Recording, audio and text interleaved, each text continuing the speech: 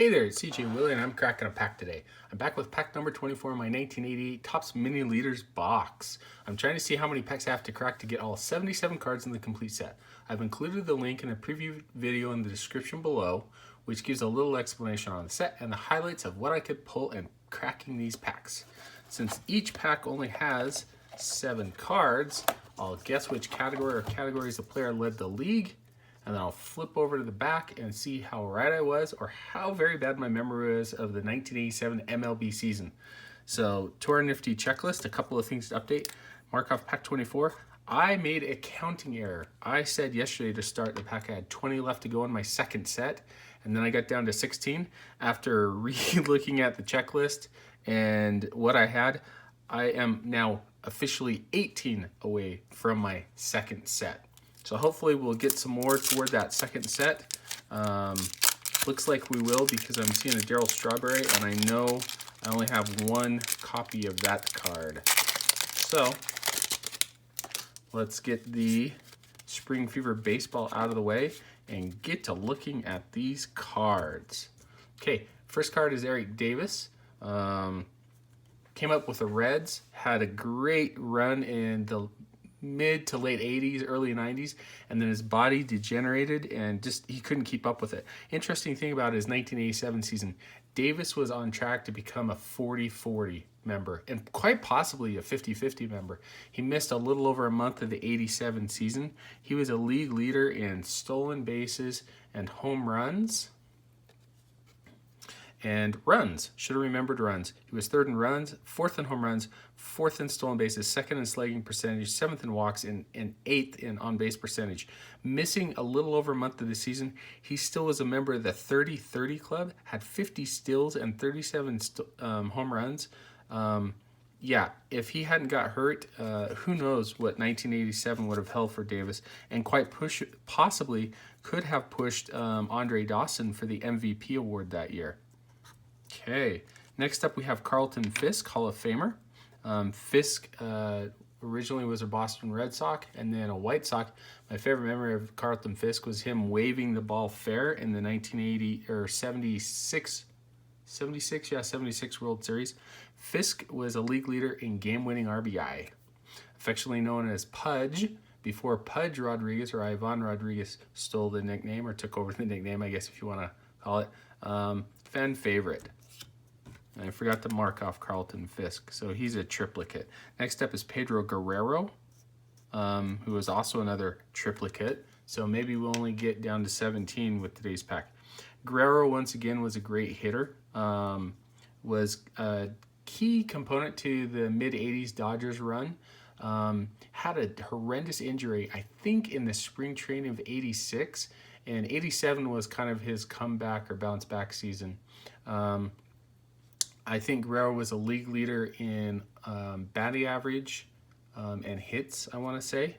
Yep, second in batting average, second in hits, and then fifth in on base and eighth in slugging. Eventually, he'd be moved on to the St. Louis Cardinals, where he'd finish out his career. I think his last year in the majors was either 1991 or 1992. Great career from Pedro Guerrero. Dale Murphy is next up. He is a duplicate, so getting closer to the second set, down to 16. Unofficially, I guess I'll make it official tomorrow. Murphy was a dominant player in the 80s. Not only with his bat, but his glove in center field. Was an MVP and constantly battled Mike Schmidt for the home run crown and the MVP race for most of the 80s. He is one of my favorite players to collect, and I have a little PC of Dale Murphy. He was a league leader in home runs and RBI, I think, but he may have started to, in 87 and 88, he started to slack off, and by the early 90s, his career was pretty much over. Finished a couple of home runs shy of 300 or 400 home runs. Yeah, second in home runs, fourth in on base, fifth in runs, and fifth in RBI, and third in walks. Just an all-around awesome player. My opinion is the travesty that Dale Murphy is not in the Hall of Fame. He is a Hall of Famer. He should be in there as soon as possible. Okay, next up is Darrell Evans. So, all right, getting closer, now down to 15. So this has been a decent pack in trying to get that second set. Darrell Evans has a record of being the oldest player to lead their league in home runs, and I think he did that in 1985. And I think he was also one of the oldest players to hit over 40 home runs, although Barry Bonds and some of the other players came later in doing that. Darrell Evans had an interesting career in that he did not strike out a ton.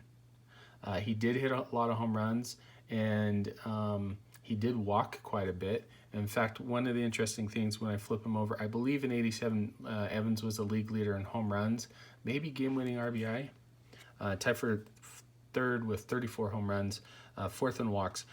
He, for his career, had more walks than strikeouts and came pretty close to 400 home runs, had a relatively low batting average, which is interesting because he did not strike out a ton. So Darrell Evans, kind of an interesting player just to take a look at his stats and see where he finished compared to other players in that generation, and doesn't have a lot of notoriety, kind of undervalued, underdepreciated. Next up is Jack Clark, so another duplicate. So this pack is looking great. Great pack to have. Clark was a league leader in home runs and RBIs.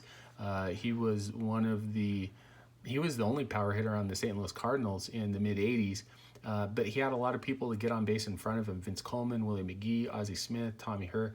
And so it was really hard to pitch around Jack Clark because the on-base percentage of the top of the order Cardinals was so good that they had to pitch to him, and he took advantage. Home runs and RBI. So first in on-base percentage, fourth in RBI, fifth in game-winning RBI, first in slugging percentage, first in walks, and sixth in home runs.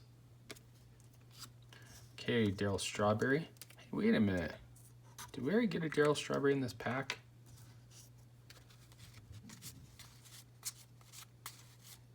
No, we didn't. Huh. For some reason, he was the end card when we opened it. Darryl Strawberry was a league leader in home runs. In 88, he pushed for the MVP title. I can't remember if he won the MVP or not in 88, but Darryl Strawberry, great player. I've covered him before with Dwight Gooden. What would have been if they hadn't got caught up in drugs? So anyway, flipping over the back, yeah, he was third in home runs with 39, third in slugging, fourth in walks, seventh in runs in RBI, seventh in runs, ninth in on-base percentage, and 10th in stolen bases. All around great season for Darryl Strawberry, and he'd had some pretty good seasons to finish out the 80s. By the time he moved on to the Dodgers, his body was in decline, his career was in decline, but he did hold on for a few more years with the Yankees and Indians. So, my favorite card out of the pack, or best card out of the pack, is going to be Darrell Evans. You know, Evans, if you look at his career, and I took some time to look it up, didn't have much in the way of all-star appearances, but he was a league leader quite often in home runs. Like I said, he led the league, I think, in 85 as part of the Tigers' World Series championship run. And, you know, I don't know if a lot of people think of Darrell Evans. A lot of people may think of Dwight Evans or some of the other players. But Evans did spend a long, lengthy career, played well into his 40s, and was still a pretty dominant power hitter. Anyway, I hope you enjoyed the video. If you did like it, please subscribe and share. Also share with me in the comments what your favorite card or what you thought was the best card in the pack. Until next time, when I'm back to crack the next pack of 1988 Topps Mini Leaders in my quest to complete set number 2.